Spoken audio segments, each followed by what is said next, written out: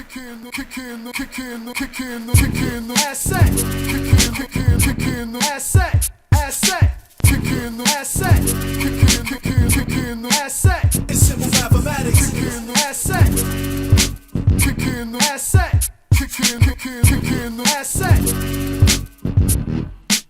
It's simple mathematics. Hello and welcome to Kicking Assets, the podcast where every week we get you to fill your footy boots as we tackle the intersection of finance and football.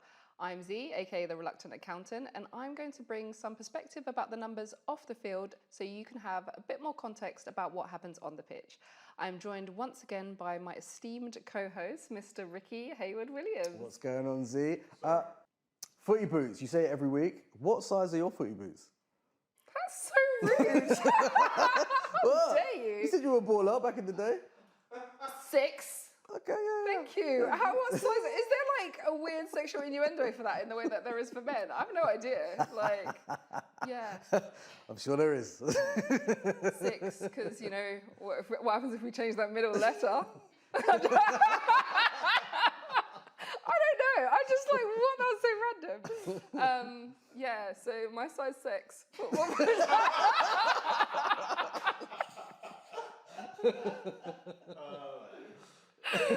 Okay, let's bring it back, Rickie. Bring it back. Okay, and scene. So, welcome back. Hi. You obviously love that sweater, so Listen. thank you. You know what? If it's not broken, don't fix it. That's what I'm saying. Come like, through recycled outfit. I watched the first weekend of the Premier League in this. I thought, let me just keep it on. Yeah. You know what? And what I love about it is that you've obviously, you know what? It really worked. I saw myself on camera and I was like, man's glowing. Let me wear it again. Don't fix it, Z. I hear that. Right, So right. thank you. So yes, we are back once again in the big house. And I think today, what we should talk about is FIFA. Now, last week I was throwing pew pew pew. I was loosing those shots out like an AK-47. Yeah, because that's how I do it. I don't care what. Come. No, don't come. But like, yeah, I was throwing some shots out there, and I think so. FIFA, obviously, for just the regular person in the street, will know that FIFA are just like the world governing body for football. That's right. Governing, yeah, really? No, I'm joking. I do work in governance, risk and compliance, by the way, so this is a very sore topic for me. And it seems like on the face of it, you'll be like, okay, cool, they're the governing body. What's that got to do with finance and whatever? Just let me tell you, finance is not just one thing. It's not just spreadsheets and whatever. Everything really is finance, especially in this capitalist society in which we live. Soundbite? No, I'm joking. But everything is really about finance. And what I wanted to talk about was a few things. FIFA, people that know and that kind of, you know, really into football will know about the scandals that have happened, and we'll kind of touch on that shortly. But what makes me proud to be an accountant, apart from the fact that obviously there was a film made after me in which I was, you know, played by Ben Affleck, but it's always us, yeah. I don't know why you're laughing. I said this in the first episode. These two are cracking laughing? up. These two are making First me of laugh. all, you know what? I fired shots, yeah. He fired shots.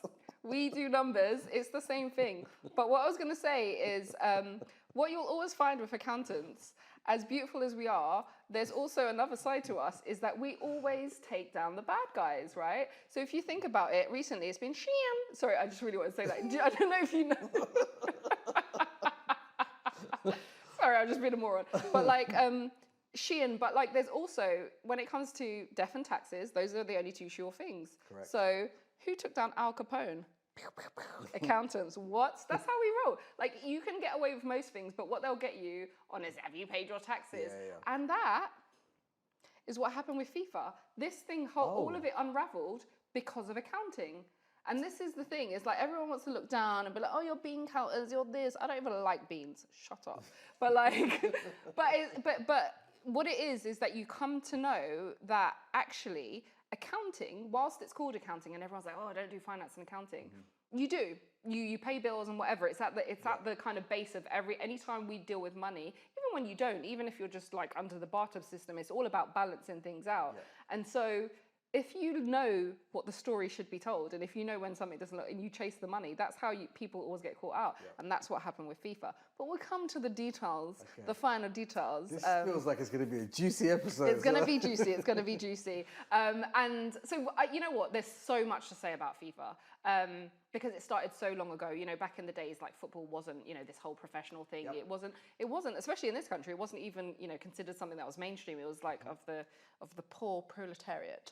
But what I really wanted to ask your opinion of, and I think this is when things started to be thrust into the limelight in the UK and for a wider population, was the World Cup bids of 2018 and 2022. So what do you know and what do you think? Okay, so from a fan's perspective, I didn't really get too entrenched into the inner workings of it all. All I knew was that in around 1998 World Cup, France, it felt like Sepp Blatter came to power at FIFA. At UEFA was a former player of France called Michel Platini. And they were in cahoots, as it were. They were very, for a long time, it seemed like that everything was running smoothly, but then rumblings started to happen of corruption, and like backhanders and like tapping up of like certain federations around the world, whether it's CONCACAF or the Australasian, the Oceania, I should say, sorry, federation, and there was just a lot of rumbling about the fact that Sepp Blatter had managed to get into power, but then stayed there way longer than he should have been in power for, and it was a bit like how can I put this? He just bought everybody off. He bought everybody off to gain votes every single time to make sure that he stayed in power, which is not right. It's unfair. It isn't. Oh, that's so sad. I'm joking. No, I mean, no, it isn't right. And it's so funny because Sepp Blatter is really the face of like corruption at FIFA. But funny enough, he wasn't the one that kind of made the system that way. Right. He met it in that way and indulged, shall we say. Yep. And so what had happened, I think, when they were kind of really formalizing and professionalizing FIFA as a body and whatever, they had this like Brazilian guy, I think his name is Avalanche or something like that, who had come in, and he was the one that came in and really brought in the sponsorship. So he brought in the money. Right. And actually the corruption, I mean, I'm going to call a spade a spade. The corruption started kind of then when, I don't know if you heard of ISL. No. It was like, I can't remember, it was the guy that from Adidas called Horsler or something like that. He was like the head of Adidas and he set up this company, ISL. I think it's called ISL, something, and sports and leisure. What's the I? International? Maybe. Who knows? I don't know. I. So I don't know. I've no idea. It's ISL and he sets up this body and basically they have all of the rights for everything to do with football, because I think this is the time before everything was on TV and whatever that's coming, and you need that person that goes, oh, this is gonna be the next Facebook or whatever. Yeah. So he sets up that, well, you don't really need them person, but he basically monopolized, and he does this deal where he just gets everything, right? And he gets to sell all of that. And obviously, I'm going to pay you your commission, which shouldn't happen, but that's what was happening. So that was basically where a lot of the money was coming through. Everything went through this company. So just to jump in, so from like a low level fan perspective. So when I was probably like in my 20s playing like my PlayStation or whatever it was, there were games football games that you couldn't have actual players' names in there because FIFA had like the monopoly on it. So I think there was a game called Pro Evolution Soccer that we used to play. Remember that, Russ? I've heard of that. Nee knows what I'm talking about. Yeah, and they had all weird names on that because the actual FIFA game was the game where all the players' names would actually have to stay. Exactly. And so this is what happened for a long time. Even into Sepp Blatter's time, they had this ISL where everything just went through there and everyone's getting their little, do you know what I mean? Something. Little sweetener, little quality street. And that went on for like a very long time. Yeah. And so coming back to the governance thing. So I genuinely, I work in a governance risk role.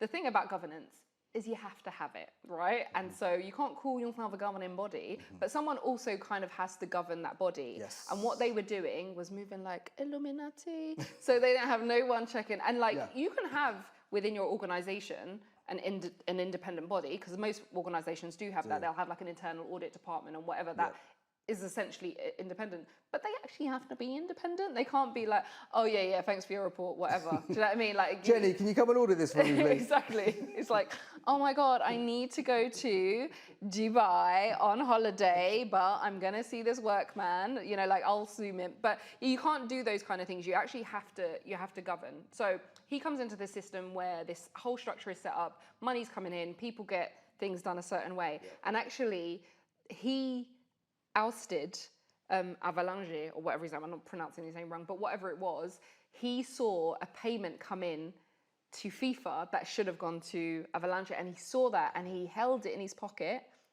little sneak, he held it in his pocket and he basically forced this guy to retire early. So that's how he gets his thing. Right. And then what you're saying, he was going around making nice with all the people that are voting, like, and he gets into power. So fast forward now, he gets into power and he knows, which I think is really quite important and quite smart, he knows that you need to bring Africa into the fold. Yes. You know, because that was his big thing. Yeah. He was always a massive advocate of, you know, the African continent. He took the World Cup there, didn't he, as well? Yeah, exactly. And that's one of the things that he was like, there will be a World Cup in Africa. Yeah. So obviously we know what happened. That, you know, we did get, what was it, 2010? 2010, yep. Yes. South Africa. What? Waka waka. Do you remember the Vuvuzelas? Yes. Look at these Waka waka weren't the one, though. They're just sitting there giggling, not doing their job. The waka waka weren't the one, though, was it? No, it wasn't. But like, whatever. They were playing it in the club for Piqué, and that hurt his chest the other day. So it did hurt that was his he was there like, what? Ah, you felt that. You felt that. What? Don't know, my girl. But yeah, so they got the bid. Then this is actually quite a key part of what happened. Sure. So they get the bid. Mandela is still alive. He does his bit. You know, everyone loves Mandela, a reformed criminal. No, I'm joking. Like, cut him out. I mean, 27 years, he's president. President works. President obviously works. Do you know what I mean? What? The reform system works, exactly. Guys. I'm just saying. No, I know. Like, gosh, sorry. Wow. I'm just saying he's my favourite ex-con. That's all I'm saying. He was exonerated. I mean, I don't even think that's what happened, because he definitely did what he went to prison for. I'm just saying he was justified. That's all it was. You know, today you're a terrorist, tomorrow you're a freedom fighter. Who's to say? I'm saying. I mean, I'm backing it. I'm just saying. Anyway, so my favourite ex-con, he goes out on his like little tour and he's like trying to do what he needs to do. So big part of this, he goes and there's this $10 million payment that is made for the African diaspora in the Caribbean. Right. That would be me. I didn't get any money. But anyway. Okay. They must have missed my address because I moved to England or whatever. But whatever. It's fine. That money never went anywhere, obviously. I mean, it did go somewhere, but it wasn't to who it should have gone to. Yeah. It went into the pockets of FIFA officials. Right. Now, that was the first one that was like really noticeable because CONCACAF. That's the one, yes. CONCACAF. CONCACAF was, at the time, it was headed by Jack Warner, who was from Trinidad. And then there was Chuck. I mean, he could only be American. Chuck, like, do you know what I mean? Where is he going to be? You know, where is Chuck coming from? Chuck something else, and he was American. And they kind of ruled the roost over there. And what happened, that 10 million came, and Chuck got $1 million. Chuck is not African diaspora, by the way. I just want to say that. There ain't no African diaspora called Chuck. But yeah, so Chuck was, he got 1 million of it, and they traced that payment. And that was one of the things when I'm talking about accounting that they were able to trace and be like, the paper trail. Yes, exactly. That's what we do, bro. That's not balancing. The balance sheet or balance. Hey, balance. So the balance sheet wasn't balancing. So that was one of the big things. So back to the bids for 2018 and 2022. Yes. Now, obviously, you know, 2018, we thought we were going to get like England, Beckham had his mohawk. We thought we were quids in. Yep. Then we get there and they're like, Russia. Hey, yeah. I remember at the time there just being absolute uproar, and that's when I started to hear, oh, FIFA have got to be stopped, and like, you know, this is getting out of control now, because it felt like, you know, they had bought, that bid had been bought. Yes, and there's a chance that it had been. One thing that Seb was very good at was that I think with the guy that preceded him, he would like just take the cash because he was like, I don't want you to tell me how to spend my money. I'm gonna take. I just want it in cash, innit? Do you know what I mean? Like, no, don't gift it to me. Whereas Seb would be like, it would be like, oh, here is a gift for your country to buy boots for small kids, and then it's like, I don't know what they spent it on. I don't know, you know, that kind of thing. Yeah. So it was more like there's plausible deniability because mine wasn't a bribe, it's just a commercial gesture, da da da da. So that's what they had. With 2022 with Qatar, this is where it does get really interesting and actually quite corrupt. So what had happened is there was like infighting between them because they're all like little Shakespearean, Machiavellian characters. They all hate each other. They're just there for the money and the power, right? So I think there was like some discord between Seb and the head of like I don't know, that region, like Emirati, Saudi Arabia region, whatever. Yep. So he then gets invited to Trinidad. Jack Warner invites him down. He's like, yeah, come have some doubles and wash up shots in it. Like, and yes, let's do it down here. And he gets to like present his case because he's trying to run for president. He wants to get rid of Sepp Blatter.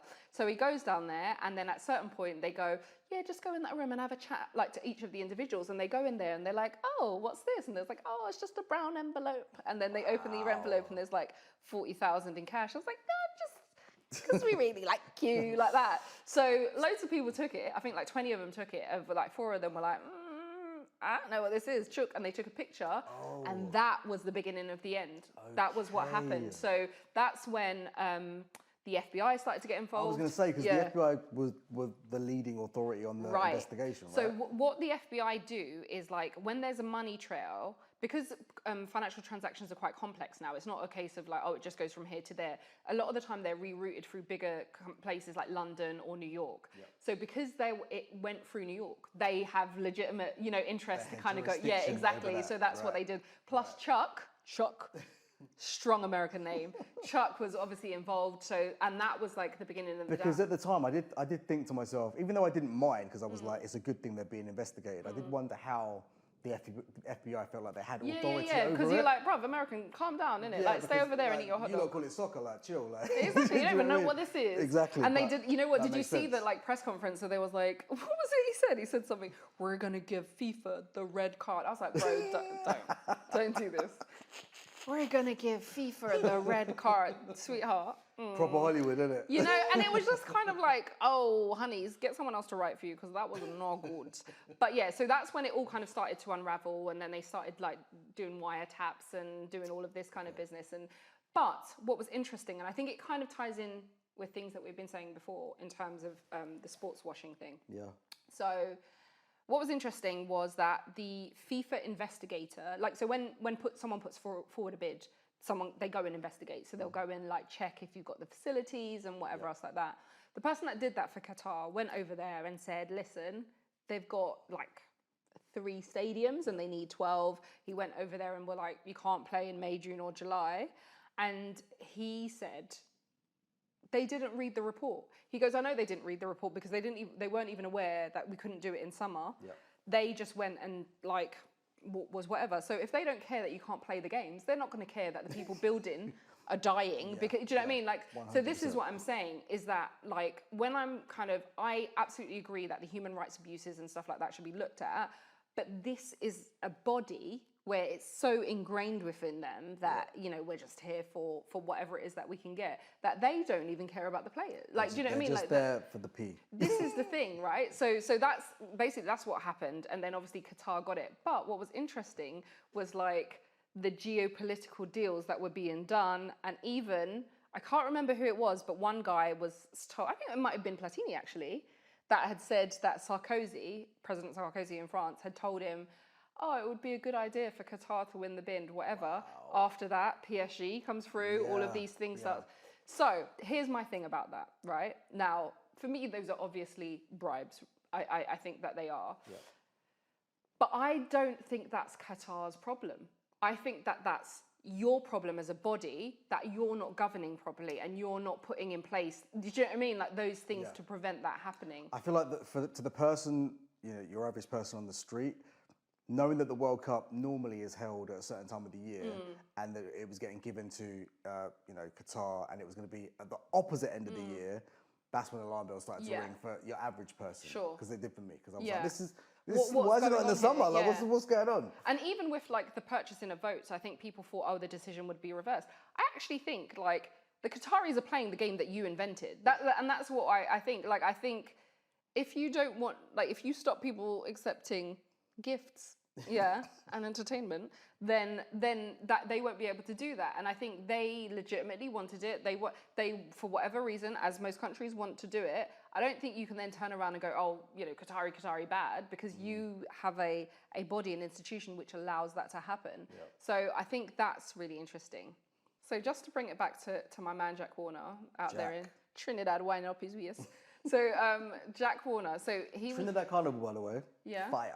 Oh, okay. Yeah. Was you up there with Jack Warner? No.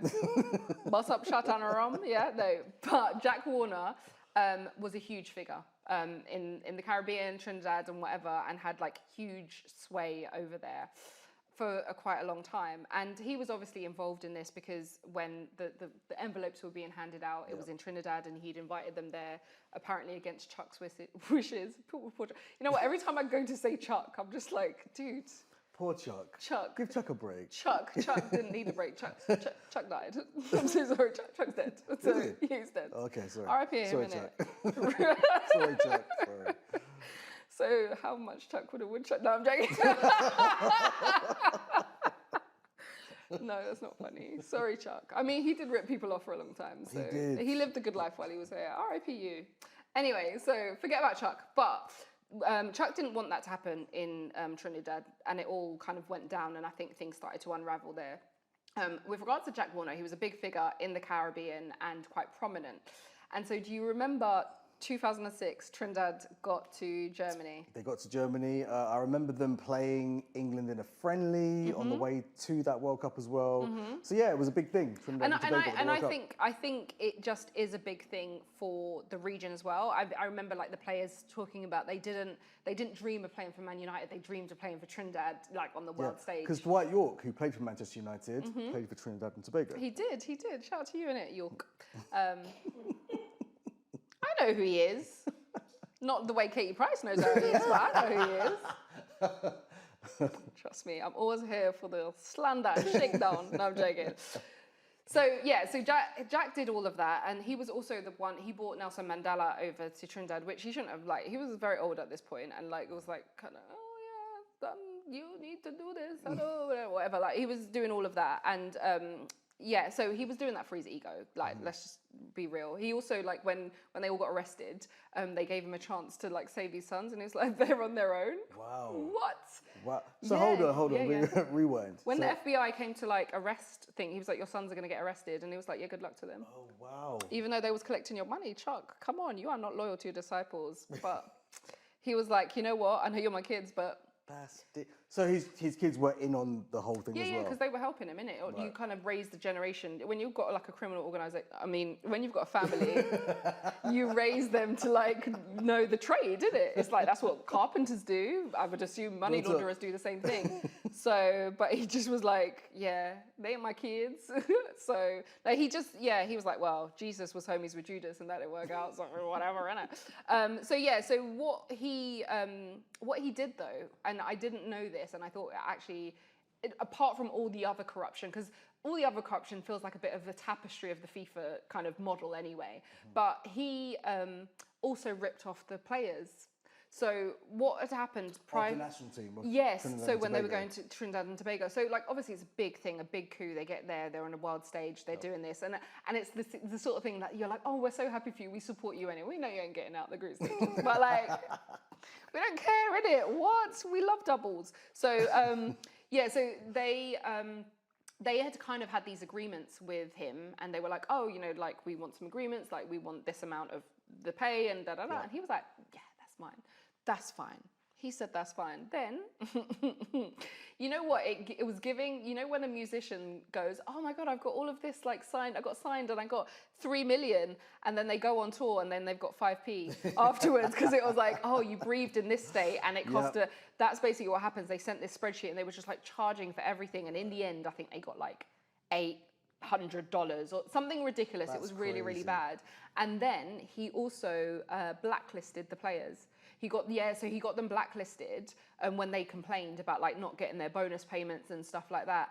And I think what was the reason for him getting blacklisted? Because he greedy. Because basically they asked for their money. Because he took the money, he ripped them off, and then when they were like, dude, like we had an agreement, we'd gone in, we'd asked you for this and whatever, and they were kind of making up noise. He's so powerful that he got them blacklisted to the point where one of the players was saying that. He was speaking to some coach and he was like, oh, you're a really good player, but we can't get you in the club because of whatever. So it actually, I think, took them like 8 to 10 years to get the money. They didn't get all of it. And it was the Trinidad government that ended up picking up the bill. He didn't end up paying it. So was this a case of that people didn't sign contracts, there weren't any pre-agreements, or was it I think, you know what it is? I think this is something with Jack, and I think it would be something without, like, most of those, especially the legacy FIFA people, you know how to do this. And if I know how to launder money, you know, I'd be great. I'd be a great scammer, to be honest with you, because I'm a quick study. Yeah, so I would be really great at it. But I think it's like, you didn't get into those negotiations as equals. Like, I can just be like, yeah. And if I know how to hide the money or say, well, no, actually, when you got on the bus, that cost you an extra, you know, like all of these little things and you don't know in advance, is going to be really difficult. So I think that's one of the saddest things for me, is that the players got ripped off in that way. I think that when we think about, you know, oh, well, it's the game and there's money and whatever else like that, that level of corruption, when it filters down to the beautiful game, it does become really sad. It sounded like Jack was going on like Suge Knight up in that place. I mean, they look the same. Records up they look the same. He just didn't have the red suit. Do you know what I mean? And he hadn't, as far as I'm aware, run over anybody. But like, apart from that, we know of. But apart from that, same. No, Jack was moving very mad. He's actually, I think he just lost. He was trying to fight extradition, and I think he literally just lost that fight. So I don't know if he's going to prison, but your sons won't visit you. So I love it. Family matters. I love it when families stick together. But yeah, so what did you think about it? What did you think of the game? What did you think of the game, Rickie? What game? The World Cup game. The quarterfinals. I mean, it was a good game. Like, what was your favourite part? I enjoyed the part when they did the tackles. Okay. And the substitution was. Did you like the whistle part? The whistle was always good. Yeah. But like, I like when they, half time is a good time. Which player did you really like? In which game are we talking about? The one that played yesterday. Alessia Russo is always good. Yeah. Was she good yesterday? From what I saw. Yeah. Okay. Amazing. She always plays well when I wear this hoodie. So this is what I'm saying. So hopefully, next week we'll be wearing the same hoodie. If it For works. continuity, that's what we're doing. It's showbiz, guys. But yeah, we will be back hopefully next week. I don't even know what I'm going to be talking about. You know what? At one point, I was going to talk about the rise and fall of Juventus. Okay, the old lady of Italian football. Yeah. Yes. I love that. Yes. The La Donna. So I might do that, but I might change it as well because I'm a woman and that's my prerogative. And it's the Women's World Cup, which Rickie has been watching. I have been. And is very up to date with. So I have been watching it. I have been. So until then, we will be back next week. He will be wearing that hoodie. I will change my clothes because I've got a washing machine. And thank you for joining us. See you next week. Kick in the asset. This episode is produced by me, Odartei Evans, Justin Chinyere, sound recorded by Ben Ring, and was filmed in Renaissance Studios in London. Kick in the asset.